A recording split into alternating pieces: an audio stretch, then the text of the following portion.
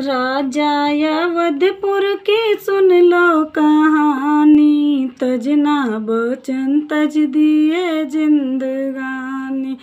राजा अवधपुर की सुन लो कहानी, तजना बचन तज दिए जिंदगानी। चार बेटे थे आँखों के तारे, चार बेटे थे आँखों के तारे, मगर राम थे उसमें सबसे दुलारे। राजा ने सोचा उम्र है सयानी, राजा ने सोचा उम्र है सयानी, रघुवर को दे दूं मैं क्यों न राजधानी।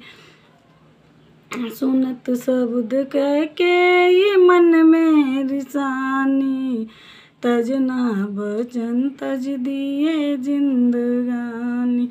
राजा अवधपुर की सुन लो कहानी, तजना बचन तज दिए जिंदगानी।